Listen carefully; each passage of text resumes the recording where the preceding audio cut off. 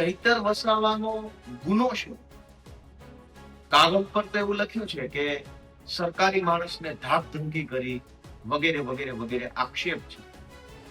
પણ શું સરકારી માણસને ધાક ધમકી કરવાના ગુનામાં 7 વર્ષની સજા હોય તો સરકારી માણસો ગુજરાત આખાની જનતાને ધમકાવે છે, એને શું સજા થાય? પણ વાસ્તવિક રીતે હકીકત એ છે કે ચૈતર વસાવાનો ગુનો આદિવાસી સમાજને જાગૃત કરવાનો છે. એ જ્યારથી ધારાસભ્ય ચૂંટાયા છે ત્યારથી એ અનેક ગુના કર્યા છે.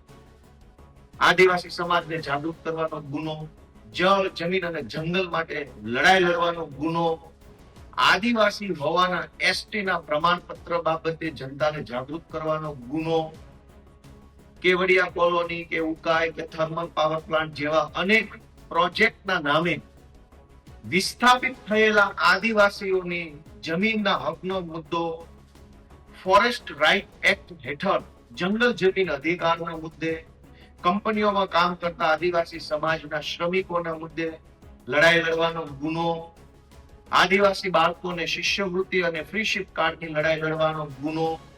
આમ ચૈતર વસાવાએ આખા આદિવાસી સમાજના હક અધિકારો માટે લડવાના, સમાજને જાગૃત કરવાના અનેક ગુનાઓ કર્યા છે.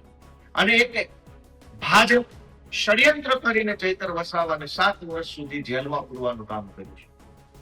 પણ આ તો ભાજપે અદાલતની અંદર સરકારી પોલીસ, સરકારી ફરિયાદી, સરકારી સાક્ષી, સરકારી વકીલનો હાથો બનાવી ચૈતર વસાવાને સજા અપાવી છે. હવે જનતાની અદાલતમાં ચૈતર વસાવાનો કેસ ચાલશે. હું બધા જ આખા ગુજરાતના યુવાનોને અને ખાસ કરીને આદિવાસી સમાજના યુવાનોને વિનંતી કરું છું કે હવે આપણે સંકલ્પ લેવાનો છે કે એક પણ વોટ ભાજપને ન જવો જોઈએ. તમામ આદિવાસી યુવાનોએ, આદિવાસી સમાજે બધાએ ભેગા મળી ચૈતર વસાવાની પોતાની પાર્ટી, ચૈતર વસાવાના પોતાના પક્ષ આમ આદમી પાર્ટીને એક વોટ આપી અને ભાજપે કરેલા દગા, ષડયંત્ર અને અન્યાયનો જવાબ આપવાનો છે.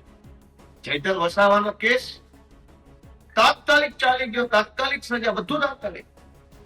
આટલું જલ્દી તો fast track court, fast track કોર્ટમાં કેસ આટલા જલ્દી નથી ચાલતો.